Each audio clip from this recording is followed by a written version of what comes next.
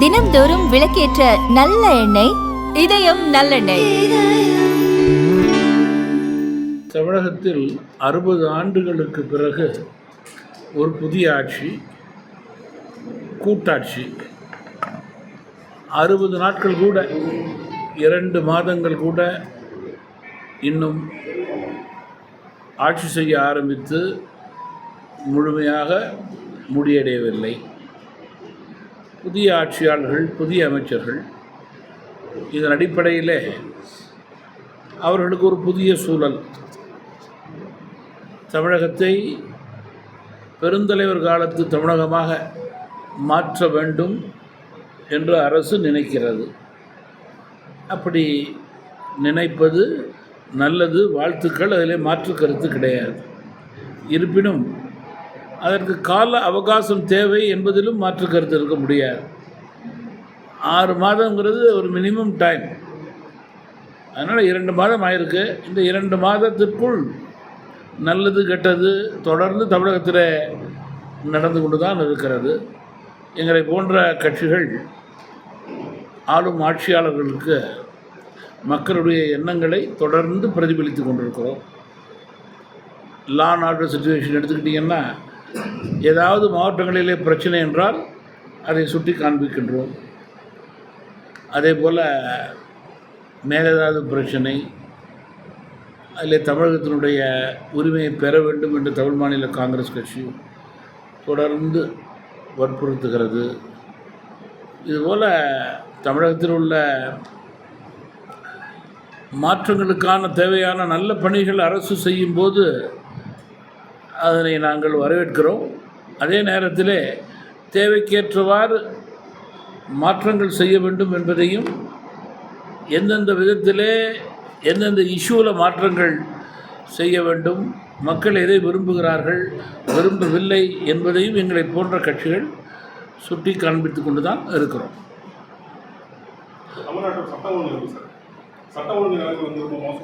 ஏற்கனவே சொன்னது போல் 2 மாதங்கள் ஆகியிருக்கு.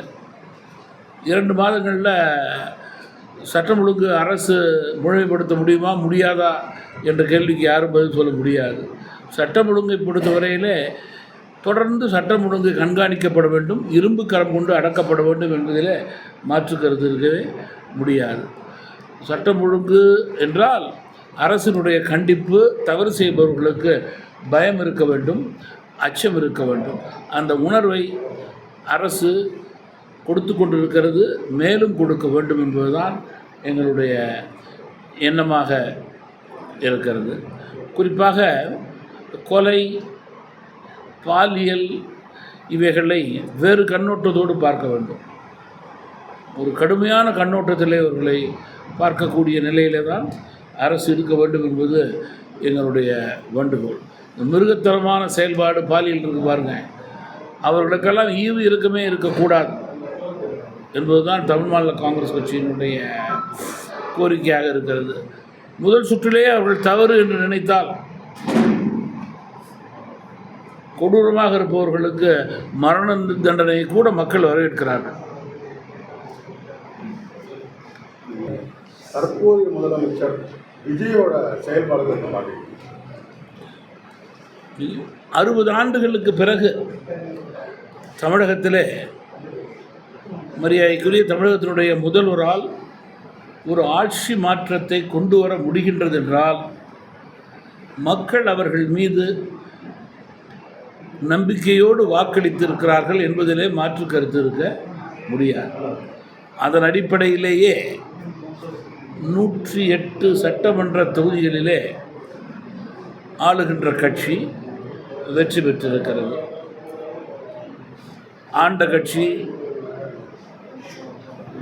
தமிழகத்துடைய பெரிய கட்சியாக இருந்த கட்சிகள் எல்லாம் பல நேரங்களிலே 100க்கு மேல் வர முடியாத சூழலெல்லாம் இருந்ததை நாம் நன்கு அறிவோம். தமிழக மக்கள் அனைத்து தரப்பினரும் ஒரு மாற்றம் வேண்டும், மாற்றத்தின் அடிப்படையிலேயே அவர்கள் எதிர்பார்க்கும் முன்னேற்றம் ஏற்படும் என்ற உணர்வோடு திடமாக ஆளுங்கட்சிக்கு வாக்களித்ததன் காரணமாகத்தான் முதல்வராக அவர்கள் அமர்வதற்கான தகுதியை பெற்றிருக்கிறார். அஃப்கோர்ஸ் கூட்டணி ஆட்சி தான் அதில் மாற்று கருத்து இல்லை. கூட்டணி கட்சிகளெல்லாம் சப்போர்ட் பண்ணியிருக்கு. அவருடைய எண்ணம் மாற்றாட்சி என்றால் ஒரு மாறுதலான ஆட்சியை கொடுக்க வேண்டும் என்பதுதான். தமாக போன்ற கட்சிகளுடைய எண்ணம் பொற்கால ஆட்சி தமிழகத்திலே இருந்ததென்றால் அது பெருந்தலைவர் காலத்திலே தான். அதுபோல் ஒரு ஆட்சி வர வேண்டும் என்பதுதான் எங்களுடைய எண்ணம். அதுபோன்ற ஒரு நல்லெண்ணத்தின் அடிப்படையிலே ஆட்சியாளர்கள் செயல்பட தொடங்கியிருக்கிறார்கள். குறிப்பாக ஊழலுக்கு முற்றுப்புள்ளி வைக்க வேண்டும் என்று நினைக்கிறார்கள். அதை தமிழ் மாநில காங்கிரஸ் கட்சி 100% வரவேற்கிறது. அதற்குண்டான பணிகள் நடவடிக்கைகளை அரசு தொடர்ந்து எடுக்க வேண்டும் என்பது எங்களுடைய வேண்டுகோள். பெருந்தலைவர் காலத்தில் மதுவில்லா தமிழகம் இருந்தது. மதுவில்லா தமிழகம்னாலே சட்டம் ஒழுங்கு சரிப்படுத்தக்கூடிய சுலபமான நிலை ஏற்படக்கூடிய நல்ல வாய்ப்பு இருக்கிறது. அப்படி என்றால் மதுவில்லா தமிழகம் படிப்படியாக வருவதற்கான சூழலை புதிய அரசு ஏற்படுத்த முயற்சிக்க வேண்டும் என்பது தமிழ் மாநில காங்கிரஸ் கட்சியினுடைய வேண்டுகோளாக இருக்கிறது. நீங்கள் எந்த முடிவும் அதிகாரப்பூர்வமான முடிவு ஆக இன்னும் அரசிடமிருந்து வெளிவரவில்லை.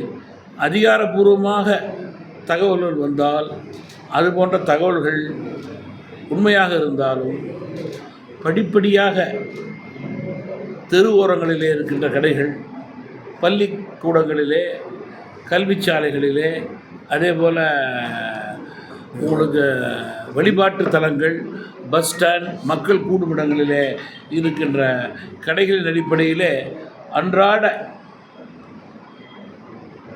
பலதரப்பட்ட பிரச்சனைகளுக்காக வெளியிலே செல்லும் மக்களுக்கு தொந்தரவு இல்லாத வகையிலே படிப்படியாக குறைக்க வேண்டும். அதில் மாற்று கருத்து கிடையாது. ஒன்று ஆரம்பித்தா அதையும் குறைக்கக்கூடிய நிலை ஏற்படுத்தி தான் ஆகணும். மாற்றம் வளர்வதற்காக இருக்கக்கூடாது, குறைப்பதற்காகத்தான் இருக்க வேண்டும் என்பது எங்களுடைய கருத்து. அது எந்த விதமான அதிகாரப்பூர்வமான செய்தியும் அதற்கு கிடையாது. ஏசியத்தில் தான் நீங்கள் கேள்வி கேட்குறீங்க.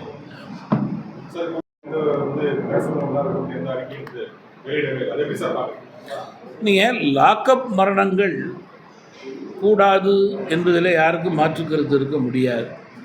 தமிழகத்தில் மட்டுமல்ல, இந்தியாவிலே எங்கேயுமே லாக்அப் மரணங்கள் இருக்கக்கூடாது. காவல்துறையை நம்பி தான் ஒவ்வொருவரும் கைதிகளை அனுப்புகிறார்கள். அதனால் லாக்அப் மரணம் கூடாது என்பதிலே தமிழ் மாநில காங்கிரஸ் கட்சி உறுதியாக இருக்கிறது. தற்போது ஒரு செய்தி கன்னியாகுமரியிலே வெளிவந்திருக்கிறது. அந்த செய்தியின் அடிப்படையில் கடுமையான விசாரணைகள் நடைபெற்று கொண்டிருக்கிறது. விசாரணையின் மூலம் உண்மை நிலை வெளிவரும் என்று நம்புகிறேன். இது போன்ற உதாரணங்கள் நிச்சயமாக அரசுக்கு நல்ல பெயர் எடுத்து கொடுக்க முடியாது. எனவே காவல்துறையினர் தங்களுடைய கடமையை செய்யும்போது கட்டுப்பாட்டோடு செய்ய வேண்டும் என்பதுதான் என்னுடைய வேண்டுகோளாக இருக்க முடியும். மனிதாபிமானத்தோடு இருக்க வேண்டும், கட்டுப்பாடோடு இருக்க வேண்டும். அதே நேரத்தில் தங்களுடைய பணியை உறுதியோடு செய்ய வேண்டும். என்றால் கண்மூடித்தனமாக செயல்பட வேண்டும் என்ற அவசியம் கிடையாது. உயிரோடு யாரும் விளையாடக்கூடாது.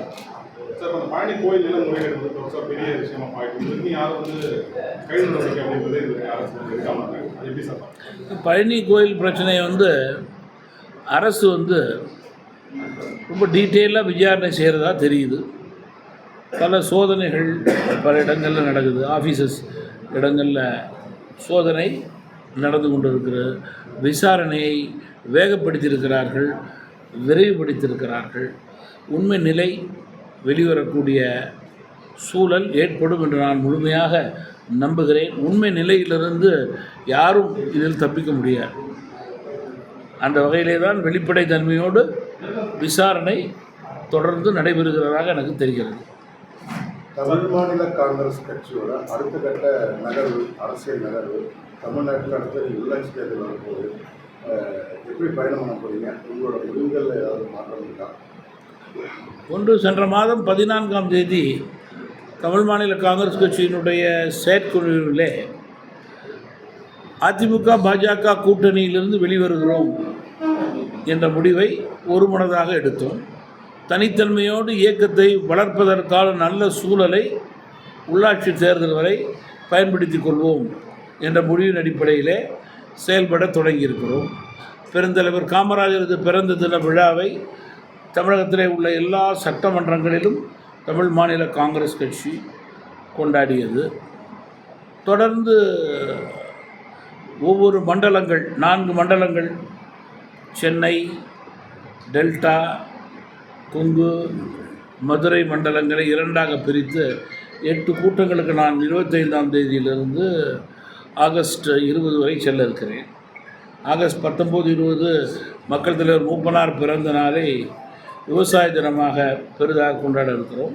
ஆகஸ்ட் 30 ஐயா மூப்பனாருடைய நினைவு நாள் தொடர்ந்து கொண்டாடப்படுகிறது. 25ஆம் ஆண்டு நினைவு நாள் இந்த வருடம் அனுசரிக்கப்படும். தாவேகா கூட இணைந்து செயல்படுறதுக்கு வாய்ப்பு இருக்கா சார்? தாவேகா கூட இணைந்து செயல்படுறதுக்கு வாய்ப்பு இருக்கா? நீங்கள் என்ன சொல்கிறாங்க? புதிய அரசை பொறுத்தவரையில் சரி தவறை சுட்டிக்காட்டும் கட்சியாகவே தமிழ் மாநில காங்கிரஸ் கட்சி செயல்பட்டு கொண்டிருக்கிறது. இயக்கத்தினுடைய எண்ணங்களை பிரதிபலிப்பது தலைவர் என்ற முறையிலே என்னுடைய கடமை. எங்களுடைய சென்ற மாதம் 14ஆம் தேதி நடந்த எக்ஸிக்யூட்டிவ் கமிட்டி கூட்டத்திற்கு பிறகு தொடர்ந்து எல்லா மாவட்ட தலைவர்களும் மாநில நிர்வாகிகளும் ஏன் வட்டார அளவிலே இன்றைக்கு இருக்கிற அரசியல் சூழல், உள்ளாட்சி தேர்தல் அதில் வெற்றி பெற வேண்டும். துரதிர்ஷ்டவசமாக எங்களால் சட்டமன்ற தேர்தலில் வெற்றி பெற முடியவில்லை. அப்படி இருக்கும்போது உள்ளாட்சி தேர்தலில் எல்லா மாவட்டங்களிலும் ஏதாவது ஒரு வகையில் பிரதிநிதிகள் இயக்கத்திற்கு இருக்க வேண்டும். அது பாராளுமன்றத்திற்கு வளர வேண்டும், சட்டமன்றத்துக்கு உயர வேண்டும் என்று நினைப்பது ஏதுவான ஒன்று தான். அதற்கு பலர் பலவிதமான என்னிடம் சஜஷன்ஸை சொல்கிறாங்க. நல்ல முடிவு தேர்தலுக்கு முன் எடுக்கப்படும். கன்சர்ன் அமைச்சர் அதை மறுக்கிறார். அதுக்கு உண்டான விளக்கத்தையும் கொடுத்திருக்கிறார். அது போன்ற புகார்களே வராத வண்ணம் அரசு பார்த்து கொள்ள வேண்டும் என்பதுதான் எங்களுடைய வேண்டுகோளாக இருக்குது. கண்மூடித்தனமாக தமிழ் மாநில காங்கிரஸ் கட்சி புகார் கூற விரும்பவில்லை. வந்தே மாதரம் பாடல் அரசியல் கட்சி கட்டாயமாக பாடணும் அப்படின்னு சொல்லி இந்திய அரசு பில்லு கொண்டு வர எப்படி சார் பாடுங்க? வந்தே மாதரம் பாடுவதில் எந்த தப்பும் கிடையாது. எந்த தப்பும் இருக்காது. தமிழ்தாய் வாழ்த்துக்கு அந்தந்த முதல் மரியாதை கொடுக்க வேண்டும் என்பது தமிழகத்தில் மட்டுமல்ல, அந்தந்த மாநிலத்திலே அவர்களது மொழியில் உள்ள வாழ்த்துக்கு பாடலுக்கு முதல் உரிமை வேண்டும் என்று நினைப்பதில் யாரும் குறை சொல்ல முடியாது இல்லையா? தமிழ்தாய் வாழ்த்துக்கு யாரும் இடையூறாக இருக்க மாதிரி எனக்கு தெரியல. உள்ளாட்சி தேர்தலுக்கு முன்னாடி நீங்கள் முடிவு செய்வீங்களா? நிச்சயமாக நான் நிறைய டூருக்கு போகிறேன், நிறைய ஃபோன் கால் வருது. சந்தர்ப்பத்துக்கு ஏற்றவாறு சரியான முடிவெடுக்க வேண்டியது என்னுடைய கடமை. உங்கள் நிர்வாகிகள் தாவேக்கா கூட போகணும்னு விரும்புகிறாங்களா சார்? நான் சொல்ல முடியாது. என்கிட்ட பல தகவல் எனக்கு வருது இல்லையா? நான் எல்லாத்தையும் உள்வாங்கிக் கொள்கிறேன். இல்லை, அதிகாரபூர்வமாக உண்மை நிலை அறிவிக்கக்கூடிய நிலை எப்பொழுது ஏற்படுமோ அப்பொழுது தான் ஏற்படும். ஏன்னா உங்களுக்கு இப்போ உடனடியாக சொல்லணுங்கிற சூழல் இல்லை. ரெண்டாவது, இந்த மேகதாது பிரச்சனை தமிழகத்தினுடைய உயிர்நாடி பிரச்சனையாக இன்றைக்கு இருக்கிறது. உயிர்நாடி பிரச்சனை என்றால் பயிர் பிரச்சனை மட்டுமல்ல, விவசாயிகளுடைய உயிர் பிரச்சனை, சாதாரண மக்களுடைய தண்ணீர் பிரச்சனை. இதை தீர்க்கக்கூடிய உறுதியான நிலையிலே தமிழக அரசு உறுதியோடு செயல்பட வேண்டும். நம்முடைய உரிமையை கேட்டு பெறுவது நம்முடைய கடமை. தமிழகத்தில் எல்லா கட்சிகளும் அதற்கு துணை நிற்கிறது. சட்டமன்றத்திலேயே அதற்கு செவிசாய்க்கக்கூடிய நிலையை அரசுக்கு எல்லா கட்சிகளும் எடுத்திருக்கிறது. அப்படி இருக்கும்போது நிச்சயமாக தமிழகம் அரசியலுக்கு அப்பாற்பட்டு ஓரணியிலே இருக்கிறது. ஓரணியிலே தமிழகம் இருக்கும்போது நம்முடைய உரிமையை நாம் பெற்றுத்தரக்கூடிய கட்டாயம் ஏற்படும் என்று நான் நம்புகிறேன். அரசு விவசாயிகளோடு துணை நிற்பதாகவே தமிழ் மாநில காங்கிரஸ் கட்சி கருகிறது.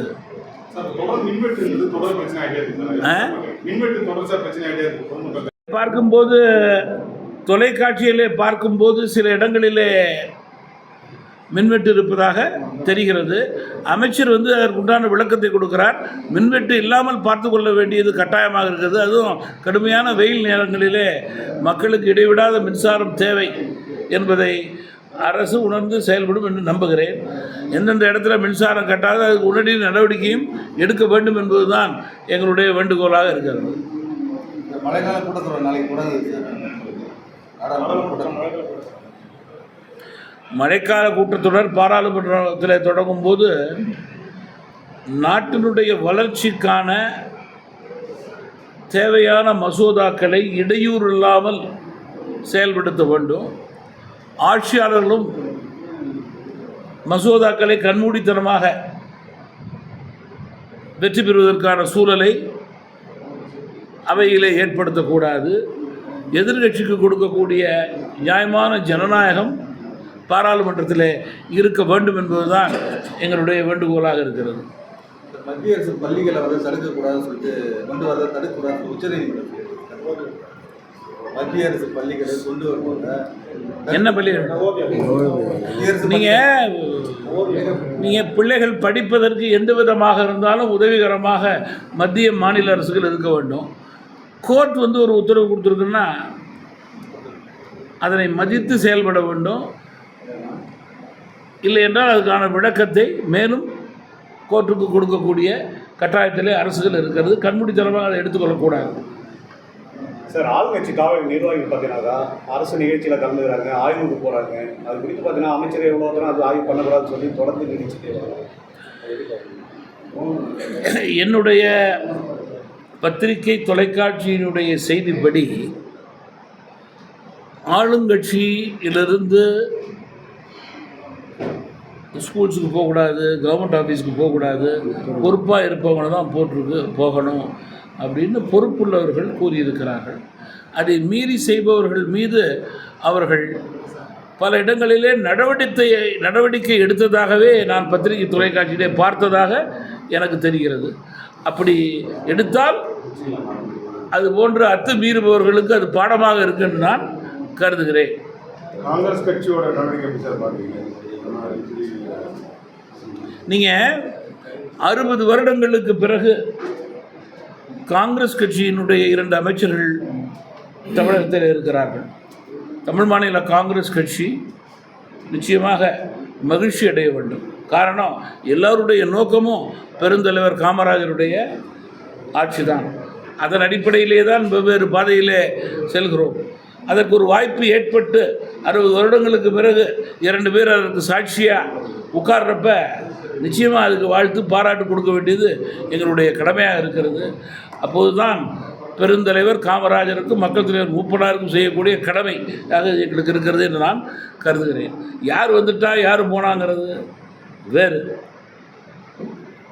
மொத்தத்தில் யார் எந்த அடையாளத்தில் இருக்காங்கிறது தான் முக்கியம் இல்லையா? காங்கிரஸ் தாய் கட்சி தான். கருத்து வேறுபாடுகள் தான் வெளியில் இருக்கோம். அது வேறு சமாச்சாரம். பட் குறிக்கோள் என்ன? வாட் இஸ் த கோல்? என்ன அச்சீவ் பண்ணணும்னு நினைக்கிறோம்? டைரெக்டாக அச்சீவ் பண்ணோம்னா காங்கிரஸ் ரூல் இருக்கணும். இன்டைரக்டாக அச்சீவ் பண்ணோம்னா இது ஒரு நல்ல வாய்ப்பு. அதைத்தான் முதல்வரும் கொள்கை தலைவராக பெருந்தலைவர் வச்சுருக்காரு. இது படிப்படியாக வளர்வதற்கான நல்ல சூழல்.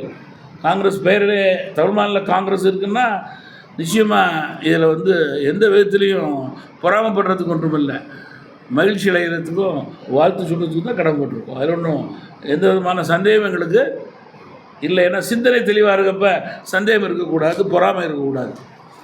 இனி வரும் காலங்களில் தமிழ்நாட்டில் கூட்டணி ஆட்சி தான் சார் நினைக்கிறோம் சார். இனி வரும் காலங்களில் கூட்டணி ஆட்சி தான் தமிழகத்தில்.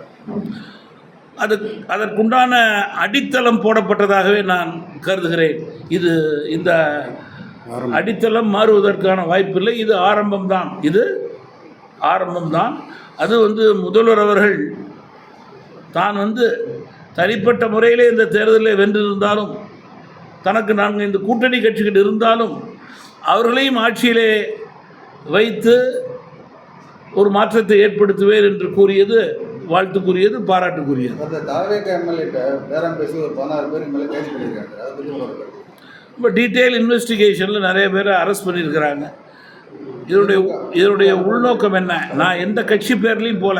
இதனுடைய உள்நோக்கம் என்ன? இது சரியான உள்நோக்கம் அல்ல. இது போன்று இனிமேல் நடைபெறக்கூடாது. இதற்கு முற்றுப்புள்ளி வைக்க வேண்டும்.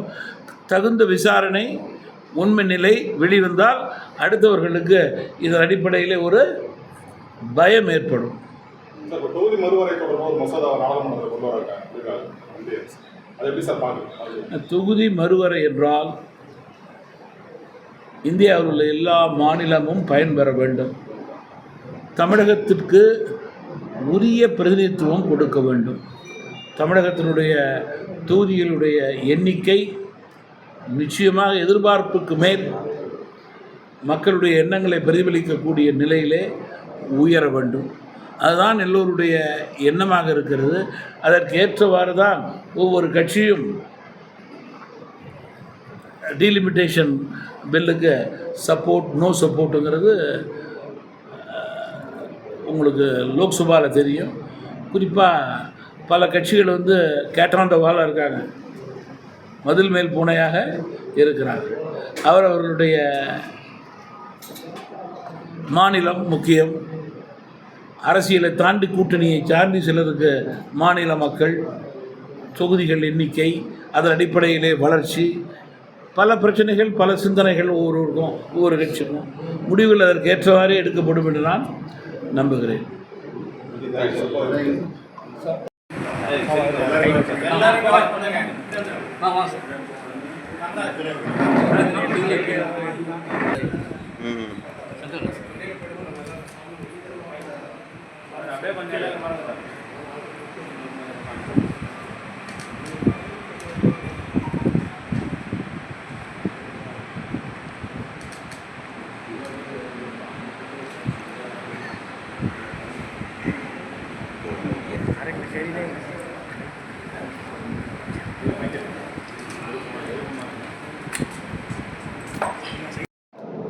நம்முடைய விழுப்புரம் நகரத்தினுடைய தலைவர் ஹரிபாபுவுடைய தாயார் இயற்கை எய்தினார். அதற்காக விசாரிக்க வந்தேன். ஒன்று. ரெண்டாவது, நம்முடைய இயக்கத்தினுடைய special invitee working committee Cholan அவர்கள் உடல்நலம் கொண்டிருக்கிறார், விசாரிக்க வந்தேன். இதான் பர்பஸ். மாவட்ட தலைவர் இல்லத்திற்கு வந்திருக்கிறேன் என்றால் எல்லோரையும் சந்தித்து எல்லாருக்கும் ஒரு காப்பி கொடுக்க சொல்லி எல்லோரும் குடிச்சிட்டு போகிறதுக்கு உடம்பு சரியில்லைன்னு சொல்கிற பையன்.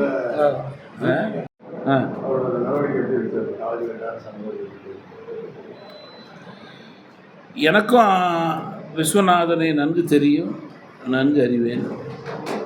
அவரை பற்றிய புகார்கள் ஏற்புடையது அல்ல என்பது என்னுடைய தெளிவான கருத்து. அது யாருக்கு அவர்கள் மேல் என்ன கோபமோ என்ன பொறாமையோ அது எனக்கு தெரியாது. அவர் மீது சொன்ன குற்றச்சாட்டு தவறானது, ஏற்புடையது அல்ல என்பதில் தமாகவுக்கு மாற்று கருத்து கிடையாது.